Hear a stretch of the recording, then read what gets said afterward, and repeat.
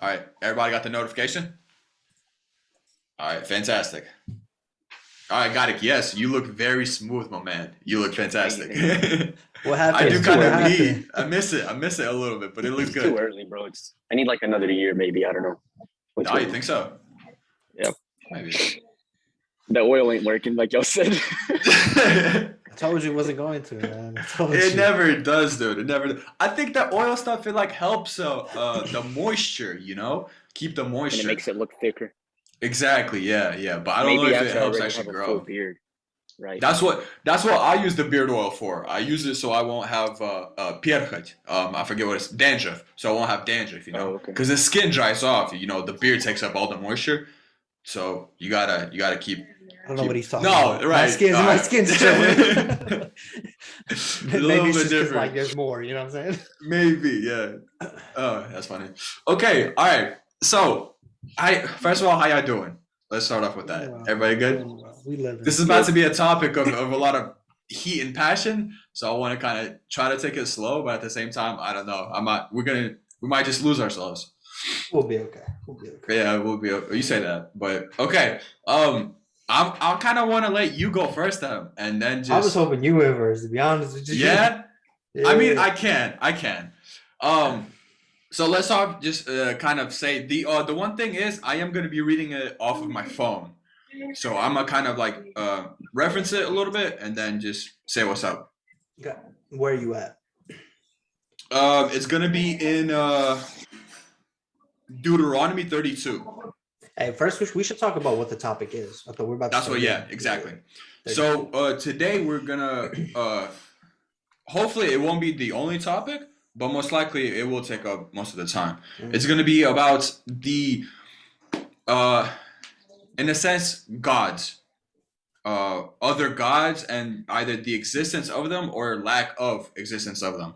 And then we're gonna see scriptural evidence or try to connect what we think is scriptural evidence. Because obviously, uh, full disclosure, Judaism, Christianity, and Islam, all these three main faiths, we are monotheistic, meaning, believing in one God, but, in the sense of we worship only one God.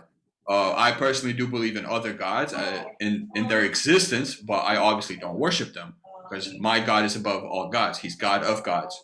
But with that sense, because whenever we do talk about this topic, I've noticed that many people kind of automatically assume like, oh, well, that means the Old Testament is polytheistic.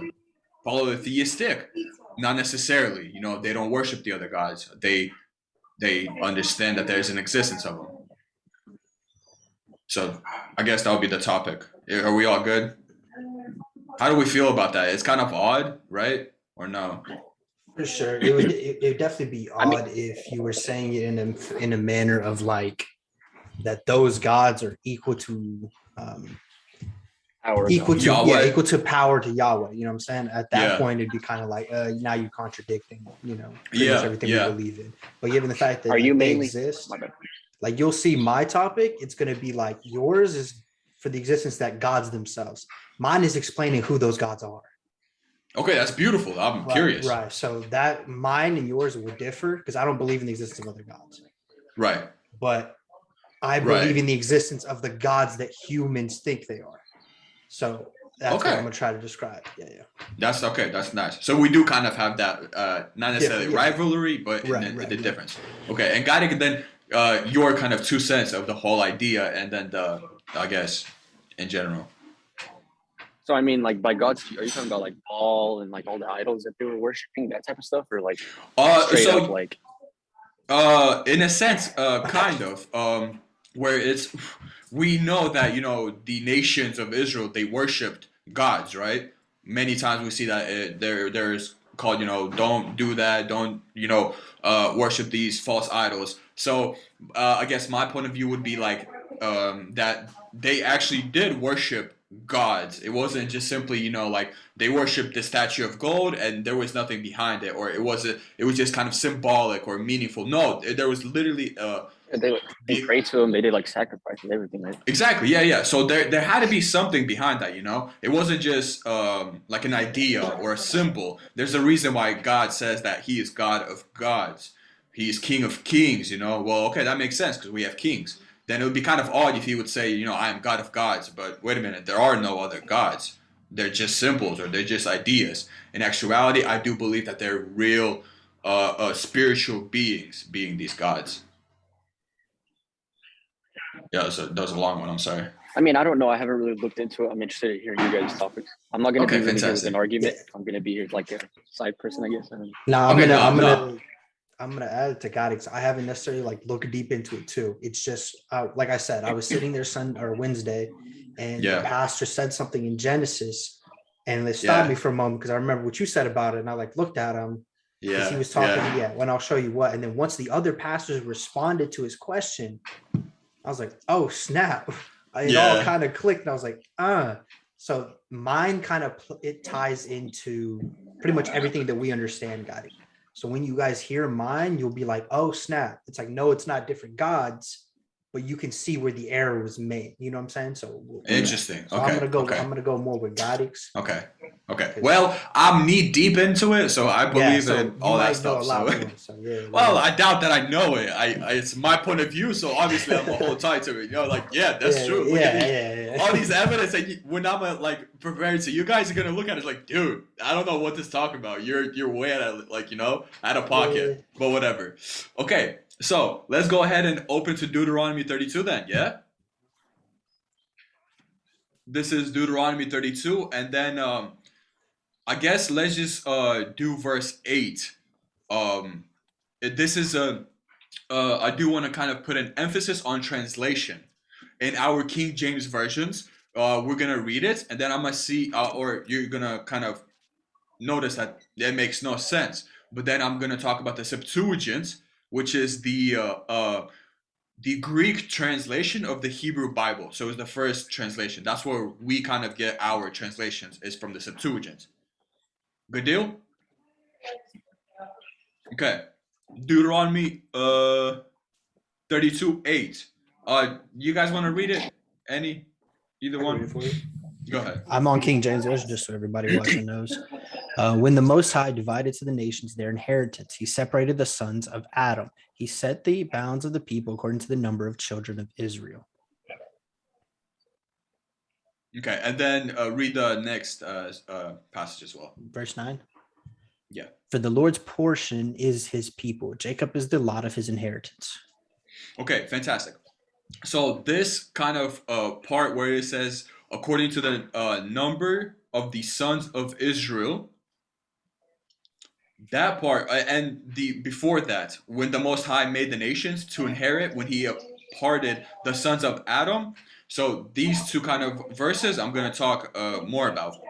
So right now I'm reading a commentary, and this commentary talks about the Septuagint, the original translation, the Greek translation of the Hebrew Bible. So in that Septuagint, it says that he set the bounds of the people according to the number of the angels of God. He, in the sense of, he dispersed the nations, right? This is all after Babel. So that was the division, you know, everybody dispersed, everybody was different. They all kind of clanned up to their own. And then God said, this nation, Israel, is my inheritance. But everything else, I'm going to disperse it and give it to, according to the number of the angels of God. In meaning, as in these angels of God will now have dominion and power over these smaller nations that were divided. Right? Because if he's going to take the nation of Israel to himself, that means somebody else has to rule the others, right? They can't be just unruled, just like a vessel is, you know, without good or bad. Well, no, if you don't have good, then you're automatically in the bad, right? You're already prone to it. So if God has the nation of Israel and then all the other nations are free, then they are dispersed to the rulership or the dominion, I guess, of the angels of God. And then I don't know Well, we might as well. We might as well do this then too. Then can we open to Deuteronomy 4:19? Uh, hopefully this will kind of prove it a little more, maybe.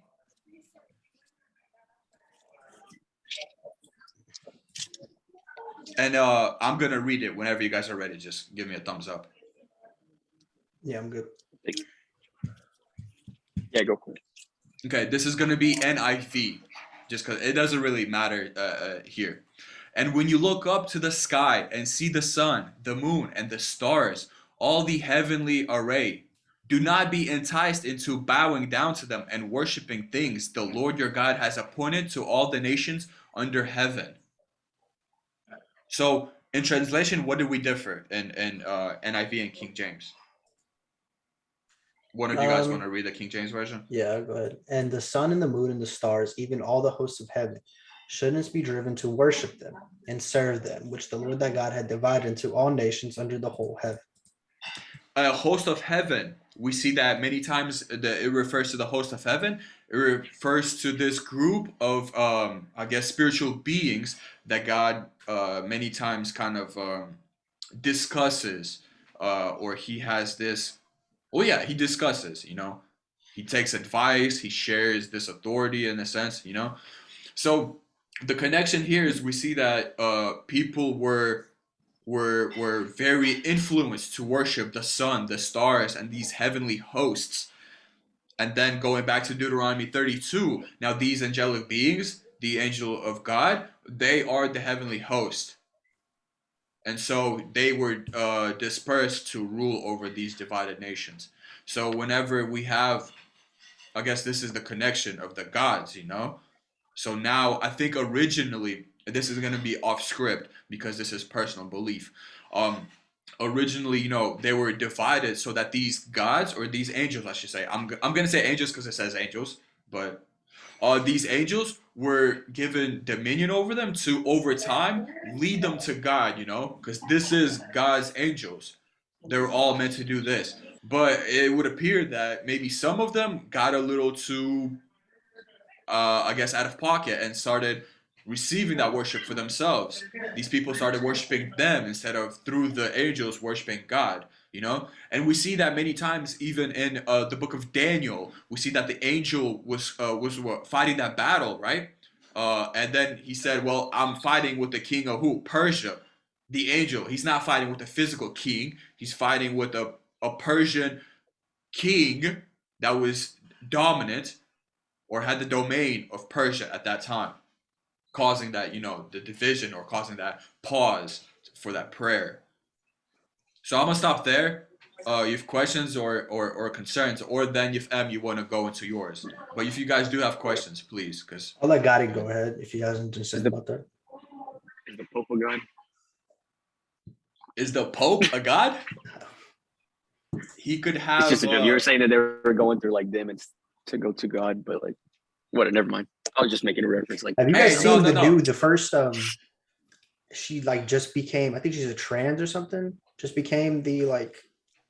I don't know, some really high person in the Catholic Church, really? And now she's.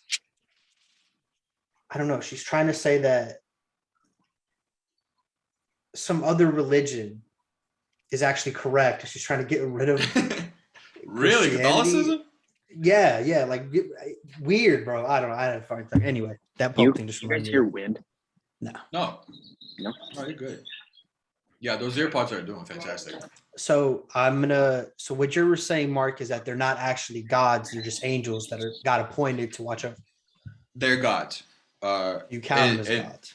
I count them as gods in the sense of that these are the same kind of angels as the fallen angels, where they're now they have their own dominion over the earth. We know that there's a hierarchy of angels, right. And then whenever we say angels, it typically means messenger. But clearly, these beings that were doing that were over these nations, they weren't messengers, simple messengers. Mm-hmm. They were something else. So my reference to them is as gods in the form of, that they're literally being worshipped by these people. And they have, clearly they must have some power to be worshipped. Mm-hmm. Okay. Mine is similar, but in the aspect of I believe that these gods are just angels. And I'll show you, right, but not in the sense of like God's God. It's like I feel like because when I refer to angels, I don't refer to just as messengers, right? Because we see lots of different types of angels throughout the Bible, and not all of them messengers. They all have specific roles. They all have things that they're good at, things they're bad at, right? Like specific characteristics that make them good for that job, right? So keep that in mind. Let's turn to Genesis 3. So it's like right there in the beginning, man. Get my Genesis 3? Genesis 3, my guy. I think I might. It's when the serpent's talking to Eve.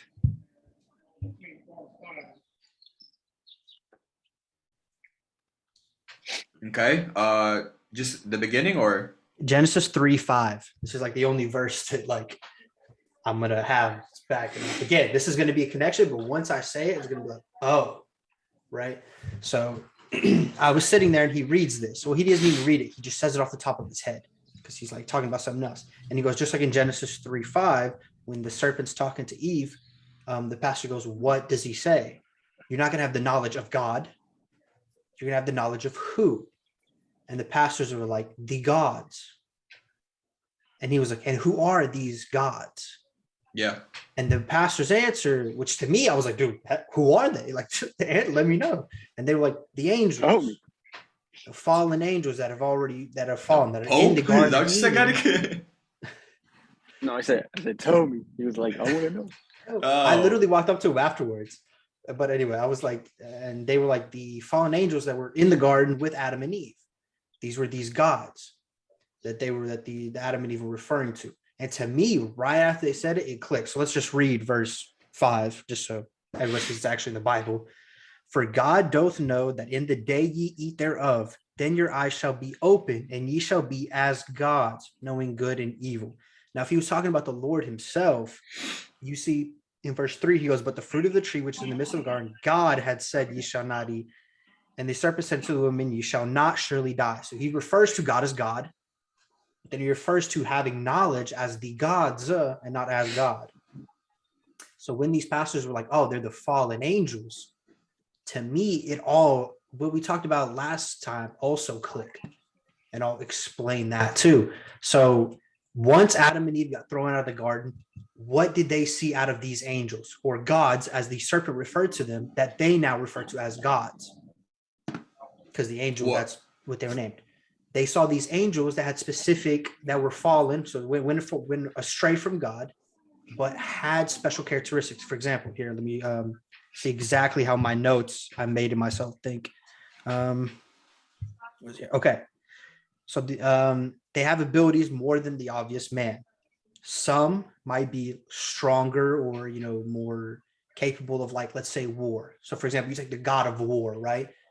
How many times do we see the Bible? One angel takes on how many demons? Yeah. One man is going to struggle with one demon. So we have an angel that's a lot better at, or a lot more, created pretty much to be able to destroy these things. So we see Adam and Eve after the thing go on to tell, their kids about these gods who are more powerful, who, let's say, was created to like war. So they named that angel, that fallen angel, the God of war. Or the God, now these stories start spreading with their kids too. So that kind of talks about like why we have all these similarities. It all comes from that same one God. Yet these angels afterwards have these special abilities. And I brought up another one, for example, a messenger angel, like you said. Let's see, a messenger angel who fell with Lucifer, who would, I assume, be faster than a human. You know what I'm saying? So like one of these messenger angels also decided, listen, I'm not going to go with it. And instead becomes named the god of speed, aka Mercury, in like the the lore and all that. So now we have this angel that's a messenger angel that has has extreme speed. All these people see him like, oh, that's a god. In reality, it's just an angel that has fallen from heaven. Again, I don't know about the whole fallen from heaven or not thing. Like you were saying, he was appointed, blah blah blah blah. And I mean, you can argue that given that, like, there had to have been a devil, right? Right. Or, you know what I'm trying to say. And the God had to put the devil in that position. In position, yeah. Yeah, right. So again, it brings it back to the thing like we don't know what God was planning. We don't know how he thinks. Right. But in me, when he said that, I was like, okay, so these are just fallen angels that throughout the history, of Adam and Eve after that point, they tell them about, there's these beings that are a lot stronger than us. They're faster, they're stronger. They have specific, like maybe one of them controls, I don't know, lightning, fire, blah, blah, blah, blah, blah. Yeah. Have specific abilities that then go on to make a whole religion based off of it, even though they are just angels that have come from God, right? So to me, I was like, that makes sense completely. It fits the timeline, right? It fits how people started hearing about these gods. It fits how it all correlates to the actual Bible and to God himself, how they're not more powerful. They're not the gods. They're referred to as lowercase gods because they're just angels, but still above, like still have better abilities than humans. And for humans, the only way to incorporate that or to think about that is to refer to them as gods. So to me, it all like fit, you know what I'm saying? So as soon as he said all that, it just clicked in my mind. I was like, yeah, that's an actual possibility. Yeah. So going back off to what you're saying, it also makes sense then because I think both of us, I don't know, maybe all of us here kind of have the same interpretation of when the fallen angels came, they had this physical relationship with these women and creating these the giants, the Nephilim. Exactly, yeah. They were called the beings of old, renowned in knowledge. Because in the book of Enoch, depending on however you want to take it, it talks about these angels coming down, having this physical relationship with these women, and then actually passing the forbidden knowledge. This forbidden knowledge was forgery. This forbidden knowledge was metallurgy. So it was things like, medical herbs and just things like that where they used basically passing down this to the people. And it also, oh, no way. I feel like we're close to the end on this topic anyway, so. Okay, perfect. Yeah, I mean, I got much to say after this. So. It all correlates and all makes sense. It all really kind of does hone down to all the other different mythologies. Because how many mythologies have these children of God and human? This kind of half and half. So it really does make sense, but it's very odd and hard to for sure. And it's not only that it like makes sense, is that all, like you say, how many mythologies have this? All these mythologies are almost all, I wouldn't say identical, but very, very close. They have a god who's represented of each thing, and they're all correlated. They all have the same pretty much looks. They all correlate to the same things. And in my mind, it's like, hey, the only way for that to be happening is if just broken telephone, literally, the stories just differ from one point, right? So to me, right out of the garden, I'm saying, Adam just literally the first thing he told Eve was just, hey, don't eat this apple, don't even touch it or you will die. That's already broken, right? So to imagine they come out and talk to their kids about these angels who have these, abilities that they refer to as gods, and then their kids and their kids before them forget about God and start praising these gods that they've heard so many stories about that Adam and Eve lived with. Yeah, it would make sense for all these people to just start telling different stories, and then their stories are a little different, their stories are a little different, their stories are a little different, and it becomes all these different stories of similar fact. You know what I'm saying? Yeah. So even what we talked about last time, when we started getting deep on like, how do we know which story is real or not? It comes to a pound, like even if we don't, we can tell it comes from one specific point. And the fact that the Bible itself can correlate it all into one when other ones cannot, it's hard for me to be like, oh, okay, those ones are real, this one's fake. When this one is like, hey, it fits so well. You know what I'm saying? It really does, yeah. Like you said, on the timeline and everything. Yeah. So as soon as I heard that, I was like, hey, it's a very big possibility. I can't tell you if it's true or not. You know what I'm saying? Whether I believe it or not, I don't know. But like, it fits. If somebody was to tell me, hey, that's what I believe, I'd be like, cool. Like, it very, very easily could be very big possibility. So yeah, for sure. What's why is it something that you don't think you could believe? And it's not that I couldn't believe, it's I don't know if I do believe, right? Like I could, but again, I could not. Like it's just one of those things of like, to me, human error like that is very possible, easily. Like anybody should be able to agree with that. If you don't, that's a you problem. You know what I'm saying? Yeah. We know human error is a very big issue. So to say that a human error like that couldn't happen, even after we read human error, go from the first person to the second. Yeah. Well, first person and second, but right. If you get more into lore, that's But you can dive deep. It's very easy to believe for me for that. So I'm not going to agree that they were gods, you know what I'm saying? But I will agree that they were referred to as gods and they did have these extraordinary powers, given they were angels, had these abilities that humans don't for the purposes of God, to get through his. So, and then they strayed, they went down a different path, blah, blah, blah. Started sleeping with these women, made these demigods, these humans who had these extraordinary abilities too, stronger, bigger, faster, blah, blah, blah, blah, blah. So it all adds up. And to me, that's a big deal. So my personal perspective on that. What you think about that, Garik? Because I know you haven't given that much interesting. thought. I mean, it kind of makes sense. It does, doesn't it? Yeah. The only thing I don't see is why do they keep going back to those? Do you think that the angels have power to do what they want if enough people worship them or whatever? I don't know how to explain that. You see so many times where you talking about Israel, they would go away from God, right? And then they would worship all these other gods, and then they would go back to God. So, is it because while they were worshiping, they were doing everything, but they out of the angel's power, God doesn't allow them to work over them or something? They've created such a big image of that God angel in their head, but when they actually worship it, God doesn't give the angel the authority to help lead that nation, kind of, and then they go back to God, or because I don't see the point of them, I guess, being worshipped, unless it was just super inflated in their head of that angel was something super big. I don't know if that makes sense. I don't know. It kind of does. Well, we can go back to the main enemy. What happened to him? He was in a room or in a field of all glory, and yet he was still able to say, well, he's great, but why am I not as great as him? As a matter of fact, I might be even better.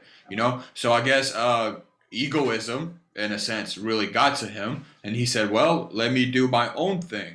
It's the same sense that these angels / gods could have the same thing. They were servants, brought here to do the message, and then they kind of felt that I guess egoism of being worshipped, and they're like, well, you know what, I am kind of a big deal. I do have power that these humans don't have. So I am in a sense of a god. But then you also got to remember that the fallen angels, it wasn't just a Lucifer or the enemy. It was a whole squad of them. So they all had ill intent. None of them had the goal of to bring these people to God. They're like, no, these are my people. I do what I desire with them. So I'm gonna make I'm gonna agree with that too. In my mind, it's I think what you were kind of asking, we hear all these stories about these sacrifices, and when you bring these sacrifices, you bring this worship, that God becomes more powerful, more stronger. He has more authority because more people worship him. I don't think it was like that. I think the humans, again, just kind of, that was just in their heads because they're so used to, Old Testament worship to God himself, you know what I'm saying? But in my head, I think it was like this, let's say this angel had this, connection with a certain amount of people, right? A certain family. And he really, really liked them, blah, blah, blah, blah. They got put in a really tough situation. He, with his extraordinary powers, extraordinary abilities, blah, blah, blah, helped them out of a tight spot. They then see, oh, that God favors us because we did this or because we did that. And then they tell other people about that. And those other people are like, oh, okay, I'm going to do it too. And I don't know if you guys think that God himself controls every aspect of life or every little thing, blah, blah, blah. I don't. So I think whenever, they were just thriving, you know what I'm saying? But because they were doing something, like a basketball player will always, I don't know, when you're shooting a free throw, you do the spin, bounce it 2 times and shoot it, right? It's just a lucky thing. Yeah, like a lucky thing. So they were always making these sacrifices and they were thriving, not because those angels were helping them thrive, but just because they got used to it and think that they're thriving because of that. And then when God comes along and he's like, hey, listen, the whole example of light this thing. If your God lights this thing on fire, then he's the true God. And if mine doesn't, he is. That other God didn't do anything. He's not listening. That angel's just doing his own thing. You know what I'm saying? He's not caring. He has his own agenda. But our God was like, that's hey, what I I'm was going to prove that about. that's real. Right. So in my point, I don't think that they're making these sacrifices as in like to buff up these angels or these, gods. So no, I just think that it was just, again, human error and just their imagination of it. Like they inflated it in their mind. Yes. Yeah. Yes, okay. Yes. Overinflated it. Yes. It's an interesting topic. Yeah, it is an interesting topic. And also, like, when you start seeing like a miracle done, you have more faith in it. And then with that more faith, you're like, well, if he can do that, then he can do this. And it's like always up one. So you're always like building that image of that false idol bigger than it actually is. Yeah. So it is, yeah. I don't know. It's interesting, but now I kind of want to transition into now. These false idols or these different gods, they're no longer being worshipped, or they're not really in the picture. What do you guys think occurred? What do you think happened? What's the deal? And then we have less than a minute, so afterwards we're gonna pause, and I'm gonna call y'all back. Yeah. Or actually, should we do that now with that question up? Yeah, we can do that now. Yeah. I have one more question, like not regarding this topic, but a different topic. I might have some more in here, but no, that would do after we take our pause. Okay, perfect. That might go into it. Okay, fantastic. All right, I'm gonna pause and then holler back. Good. All right, cheers. Give me a couple minutes. I'm gonna use the bathroom over there. Okay, perfect. Bathroom break. I'll do the same. Yeah. Yeah, likewise. We do it. Okay. Notified? Yep. Okay. So the question was how about now? What now with these gods, since these religions are no longer actually being, proclaimed. Nobody's really, worshiping Zeus, or not that I know of, So what do you guys think? Go ahead, Garik. Oh, and actually, Garik had some good questions too before we. It wasn't a question. It was more like just connecting it, because like with our God, we kind of have to see him physically. Like we had Jesus, for instance, Yeah. With like all these other ones, it never really like the Bible never really touches about like how do they come up with Baal or whatever. That's just the main one that I can think of. Like how do they come up with him? They just like they have a name for him, and they just do it. And it makes sense. It comes from those stories. It's a connection that it's a cool connection because it actually gives you a basis of like, maybe this is how it works. Mm-hmm. Yeah. Because you don't know. It just states that there's Baal and everybody knows who that is, Yeah. Yeah. But your question, Marik, like what if low-key, like a lot of people are subconsciously worshiping him? Like through all the weird stuff that we do in life, Could be one of what's called a good example is this whole abortion thing. We know that Baal, it was pretty big on no that was Moloch. I apologize. The god Moloch was very big on child sacrifices. So when we see this whole abortion thing happening, people proclaiming, people even wanting to do it, pushing it. I don't really want to connect it, but in a sense, like, well, dude, you're kind of, like you're literally killing babies. You're sacrificing your own fetus. To who? It has to be going to somebody, Moloch, This is the same, just way off topic, but not necessarily. Do we know the, crap, okay. The group of people that go to California in the forest and they do this whole, like, ritual thing, I forgot what it's called. Wait. Garik, help me out, brother, please. Are you talking about like all the important people in the world? Like yeah. It's called like the owl or owl something. I know there's like a huge statue.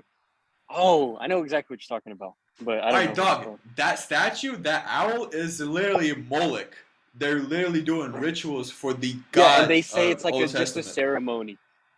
Yeah. Whether it's a ceremony or not, you're doing exactly what you have to do. I don't know. I have no idea what you guys are talking about. Alex Jones went there, right? And he was recording. Yeah. Bohemian Grove. Yes. Bohemian Grove. That's what it is. All right. If you have free time, look it up. Bohemian Grove. It's yeah. It took forever. I'm glad that I remembered it though. But yeah, that's a good example now. Like we think there's no way that people are still worshiping these old gods. And in reality, well, wait a minute. Why are these important quote unquote people doing rituals with a In statue these of secret an areas. owl? Yeah, yeah. There's what's it called? And There's when even some asked people about it, thinking. Go ahead. bro, when they're asked about it, they don't say anything. They like immediately like ignore you and like just Yeah, turn the dude, other it's way. It's sketchy. crazy. It's insane. Yeah, it's definitely looked upon as like a conspiracy theory, but dude, there's pictures, Hey, there's this images. past I don't know year, how conspiracy it can be. Yeah. these past year conspiracy theories has been like 90% Yeah, it's fact. So I don't true. know. Yeah. Did you guys hear It's what Bill facts. Gates just said What? about COVID-19? He was like, we didn't know that it had such a low fatality rate and that all the illnesses only applied to like, elderly people who already had pre-existing conditions, stuff like that. He was like, almost like the flu, but like, a little different. Bro, I was dead. We were saying that's that in retarded. 2020, bro. Literally, 2019, we were saying that. Bro, I was like, no, man, come on. Did you guys see? Who's the woman that's married to Machine Gun Kelly? Is it Megan Fox? Yeah. Did you see where in an interview she was like, yeah, so me and my husband we drink each other's blood, not like a lot, just like a little bit for ritual purposes though. They have necklaces with each other's blood in it. Of course they do. That's so demonic, bro. Dude, they're all satanic. They're all satanic, and it's so funny. You have to be, bro. Yeah, you honestly do to be doing all these blood rituals. That's what's it called. That's another thing I do want to talk about.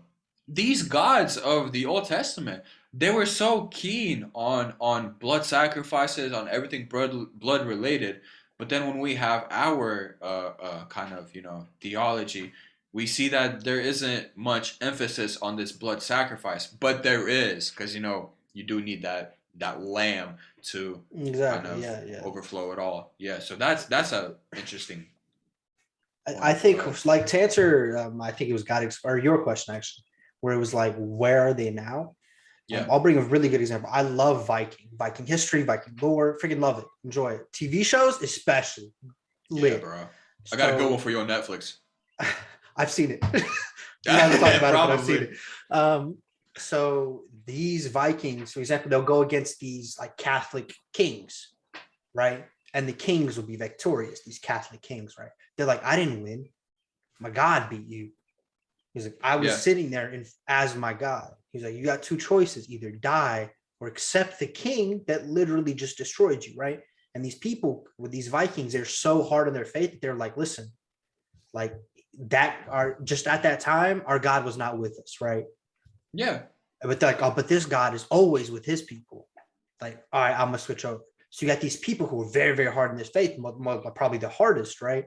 We see them slowly moving over to the point where now it becomes like these Christian Vikings, they still got the history of the Vikings, they land from the Vikings, but they following the one true God, you know what I'm saying? Because they understand that they're following and doing their own thing while this God is always watching over his people, blah, blah, blah, blah. I mean, there are definitely times where the Vikings were winning, you could say it opposite way, but I feel like lots of time, most history when we see these, Catholics or the Christians, or we see, everybody it switches from these old gods that were like, oh, helping all these people to God starting interfering and then realizing like, hey, we were just worshiping the second people, you know what I'm saying? We worshiping bottom class when we should probably worship the top one. So then it slowly faded off to like, hey, why would we worship all this?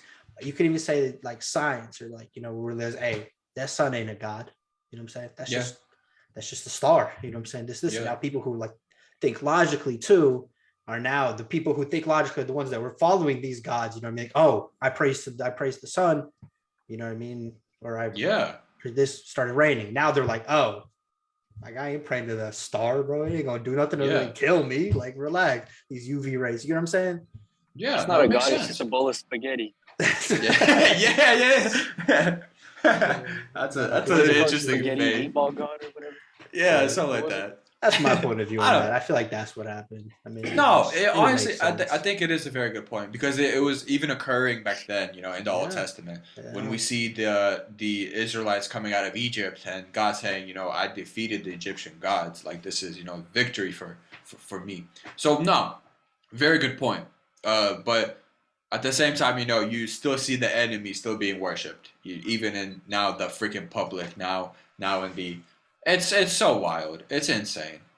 Now because they have their own theories too, right? Like for me, one big thing for me was like, hey, how if you believe in the devil, right? Let's say you sold your soul to the devil, my guy exists, right? Yet you still choose to praise him rather than who's written that will absolutely obliterate him.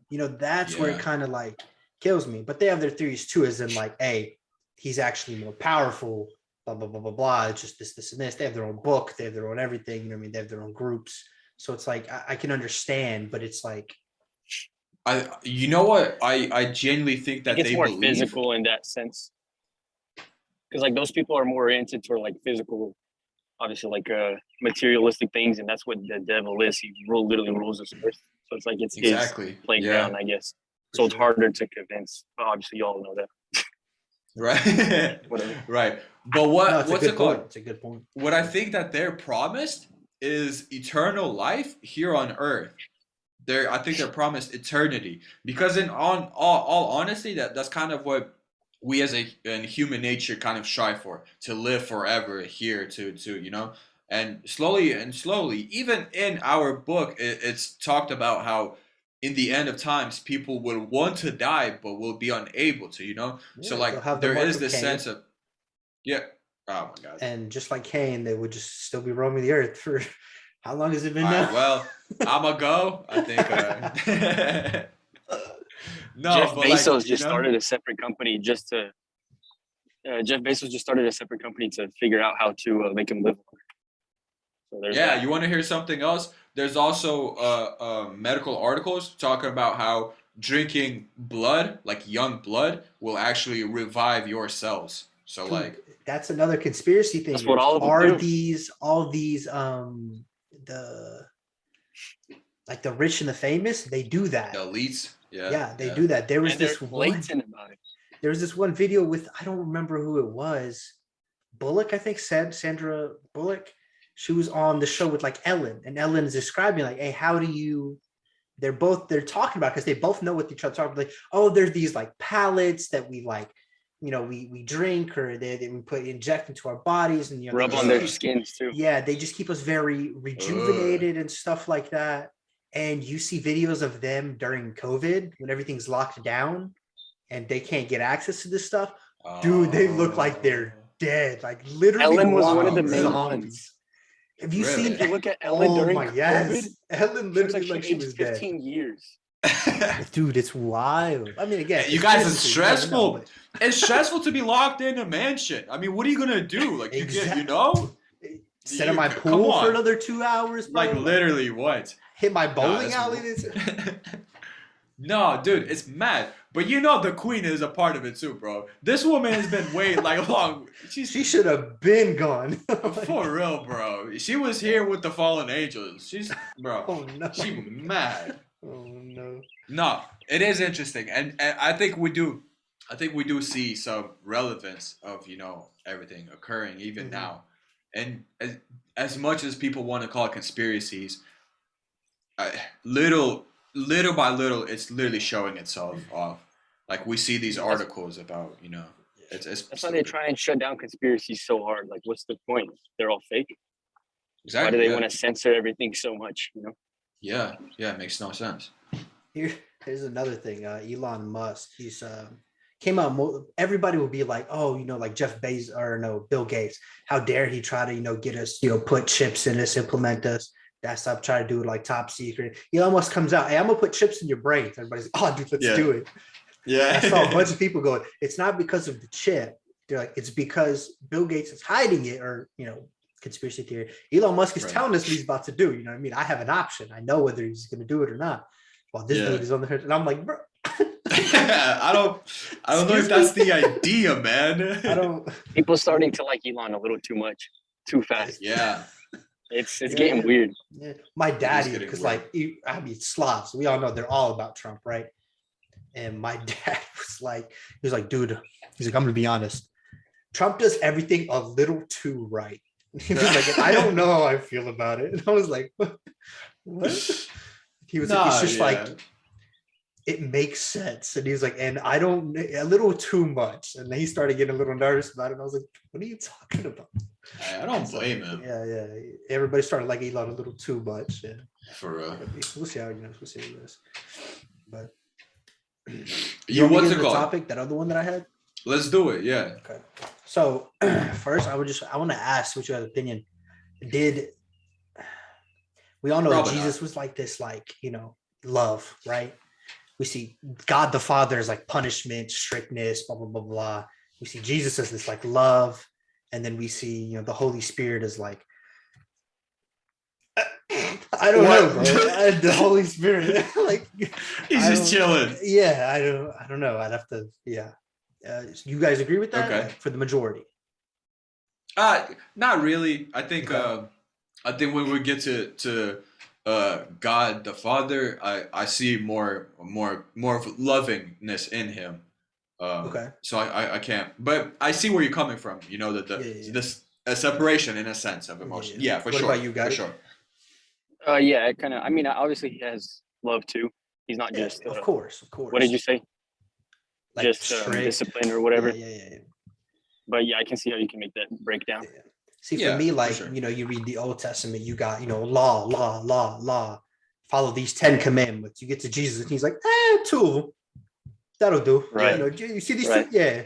We're chilling. Everything else, bro, love your neighbor, bro. Chill, Yeah. And it's like, yo, which is crazy because, like, I've never, once you get more into the Bible, you see in my personal opinion, you see the Father start coming out of Jesus at times, where the strict and obedient part. Oh, okay. For example, it's gonna be interesting. I don't know if Garik's heard about this. You probably have. John 2:16. You're gonna read it? Yeah, I can. Yeah, I can read it. Let's see here. I can open it up too. Yeah. John. You said what? John 2:16. 2:16.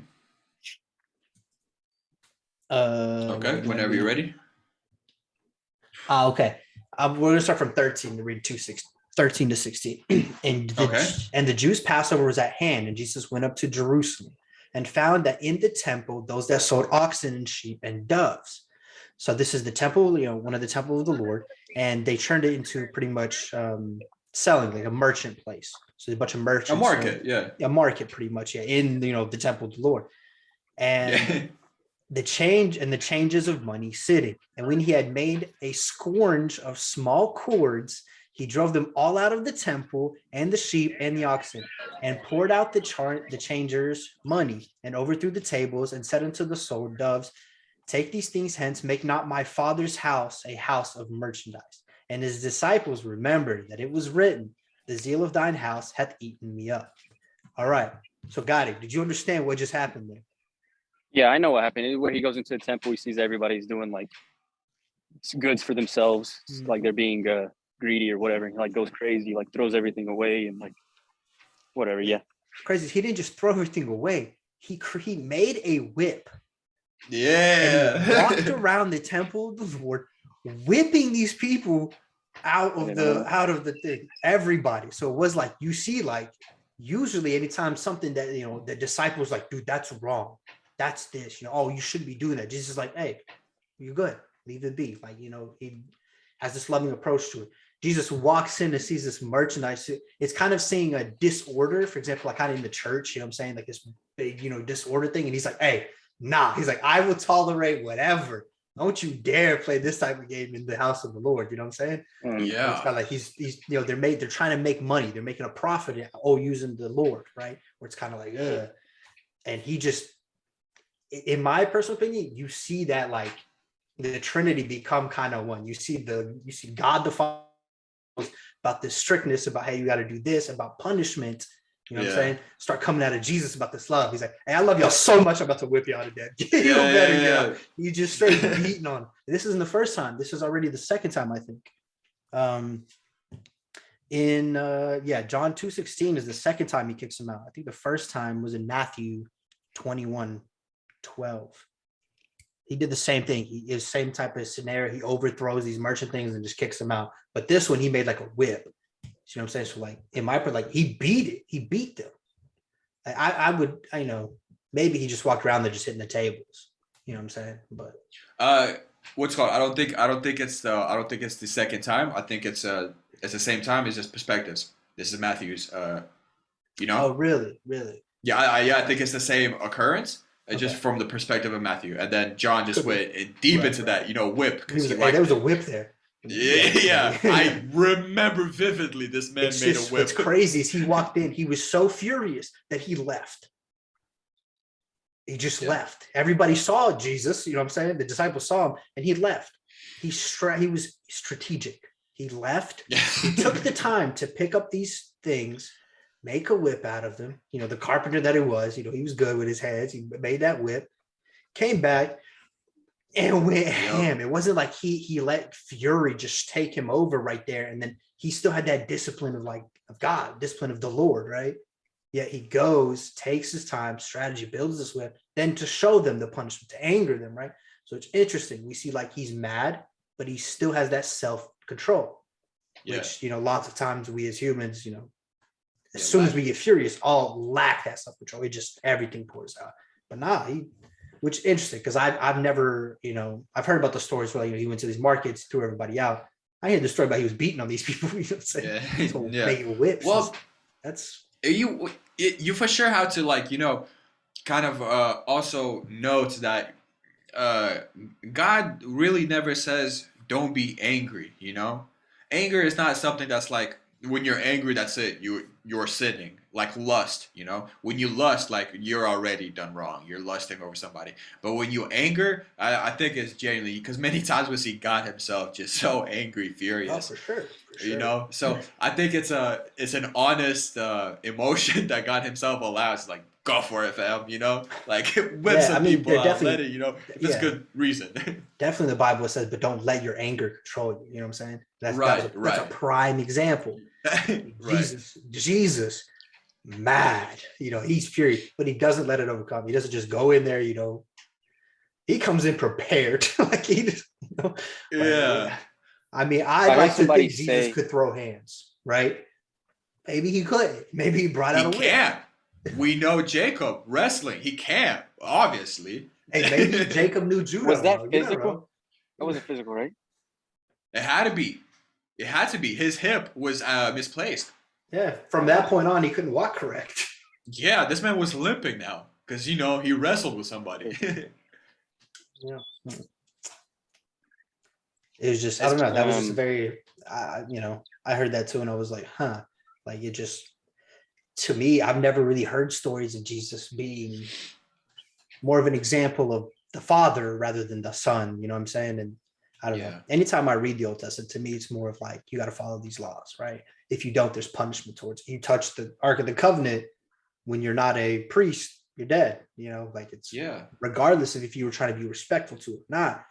The law is the law, right? And for Jesus, it was kind of oh, you didn't follow the law, you're forgiven. It's okay. I died for you. Oh, you making money in the temple of the Lord? Nah. You ain't forgiven. Let me teach you. Back to what you were saying, Em, about controlling anger. I just wanted to say there was a quote. I forgot who said it. It was I think it was Jordan Peterson. You know who that is? Yeah. No, he was the most dangerous men are the men that aren't the most dangerous, but are dangerous but can control themselves. So it's kind of to what you were saying. Makes sense. Yeah. He has that discipline and all that stuff, but he controls it when you need it. Kind of. I don't know. Yeah, I got a good quote for you too. It's better to be Yeah, okay, cheers. Okay. No, I don't know. No, I know. My bad. It's better to be a warrior in a garden than it is a gardener in a war, It's makes sense. Yeah. So also I think this was Jordan Peterson saying that not that quote, but this one, that saying you're a peaceful man is not a dangerous man, but a man that can be angered but has control is a dangerous man. I think that's what I was trying to say. That's what I heard. I just didn't. Yeah. No, check Jordan Peterson out. He's really good. He's a philosopher. Is he Christian? He believes in God, right? Yes. Yeah. He converted. At first, he wasn't Christian, but he. See, it's always the smartest dudes. It's always like they always question it until they're like, "Yo, I just can't. Like this is obvious, you know." It's always Yeah. those dudes It's that are like super cool. a lot of what's called not a lot of scientists, but there's a scientist who had this quote of when you first bite into biology, you lose faith in God, but at the core or at the end of that last bite, God is there waiting for you. I got another one for you guys. Go ahead. I think I told you guys about this. I don't remember if I did or not. Maybe not. Have you guys heard of Dr. Stephen Unwin? I don't think so. He came out with a book. What's the book called? Hold on. I gotta tell you the book before I go into this. But he's a theoretical scientist who, it's called The Probability of God. He's a theoretical scientist that used a 200-year-old formula that is used to calculate the likelihood of events. For example, like nuclear power failure, because by balancing the various factors that could affect a simulation or a situation. My fault, a simulation. Okay. Guess the percentage that he found that God exists using this formula. 50-50. I don't know, bro. Obviously not. You start at 50-50. That's how the formula goes. You start at 50-50. And then you put what part, you pretty much put like what evidence for, evidence against, and blah, blah, blah, something. He found there's a 67% chance that God exists. 67, which is wild, right? Because he would have to be, I think there's like a 0.0, I don't know. There's a very, very low chance of the Big Bang, right? So he would literally have to be like, I think it was like, I don't know, 67 like quadrillion times wrong for there to be to a more likelihood of the Big Bang than of God existed. You get what I'm saying? I mean, lots of people believe that, God. Yeah, I look into the book, bro. I mean, 67%. He then in the end says, my personal opinion, he's like, I think there's a 95% chance that God exists. This is a theoretical scientist using an equation. What was the book? Dr. Stephen Unwin is this, the name, and it's called, let's see here, The Probability. Yeah. And I looked at reviews because I was expecting people to go off on it. You know what I'm saying? I was expecting these people to be like, hey, your equation is wrong here, here, and here. Oh, this, and this. I read the reviews to like, hey, he's like, I don't know if I can agree with how you did the equation. He's like, but the work you put in is good. He was like, they literally like credited him. Like they were like, hey, you did good work in this book. They're like, I don't know if I agree with you or not. It was like, but you did solid. Like it was good work. Yeah. So it's again, theoretical scientist uses an equation, figures out there's a 67% chance that God exists. Himself believes in God 95%. I don't know why that 5%. You know what I'm saying? Because to me, personally, like if you believe in Jesus Christ, just in case, or God, you got 100%, right? You can't just be like, I'm gonna give it 95. You got to be 100%, which is funny to me, but so look into it because I haven't read it, but I want to buy the book and I want to read it. I was even thinking about reading it with like the family group that we were doing. Just because I think it's an interesting topic, right? Because lots of times the biggest issues, there's no actual evidence for it, right? And here we have an equation that puts the statistical chance of an omniscient being, because I don't know if it's God itself. I think he probably omnipotent being. I think he was doing it, not necessarily like God, right. But omnip. So we're gonna go with Yahweh. So interesting. We definitely look it up for sure. Yeah, no, for sure. We'll look into it. Also, did you guys know that the Big Bang Theory is 100% correct? Why? Clearly not, because probably pretty silent. 100% correct. But there's in which way you mean? No, in that equation, in that theory, 100% correct, and there's a 0 chance that it would ever happen. Ain't that wild? So I mean, like if it were to happen, they explained it perfectly, but the theory exists, and that's exactly how everything happened. That's exactly the equation works. Theory. The equation. Some of this stuff doesn't make sense though. Yeah. The percent chance that would happen is 0. It is like 0.000 to like 2 million zeros. Like it is so not possible. But the equation, I think it's because they literally like make it up kind of as they go. Weird, bro. Not even that they make it as they go. It's just like you can't really compare it to anything else. Right. Well, yeah. So it's like they can just say it's right. Right. But I mean, that was wild to me that they're like, 100% correct. 0% chance it would happen, but 100%. Like, yo, what? Like, you kidding They me focus right on now. that 100%, but not that 0%. Yeah. Obviously. They're like, that's how it happened. You know, yeah. You missing that other part, bro? You're right. Hey, that's the what's it called? It's the 95% belief with the 5% not. You know. Yeah. What's nice about this book is I read like reviews on it and stuff like this, and he was like, I sort of read his, I haven't read the book, so keep that in mind. Take it with a grain of salt. But he talks about, he was like, you guys don't understand the chaos in the world. Because most people, when they refer, there are, they're atheists or even Christians. Like I don't know. I don't know if he gave a statistic, but he was like, I guarantee he probably said most people that either believe or don't believe have no idea what chaos is. And they were like, in the chaos in the, in our solar system, the chaos happening, anywhere but Earth. They're like, to have such perfect harmony and something like this happen without an omnipotent being. He was like, it cannot. He was like, you guys don't understand like chaos, right? And for it to be perfect, it's just, it can't be. And that was, I loved that. Because I agree with him. The chaos happened. You know what I'm saying? Like, that's just, can't even understand what's happening. But what about the statistics and the numbers about that humanity being the only creature in our solar system is like unfathomable? It's very unlikely.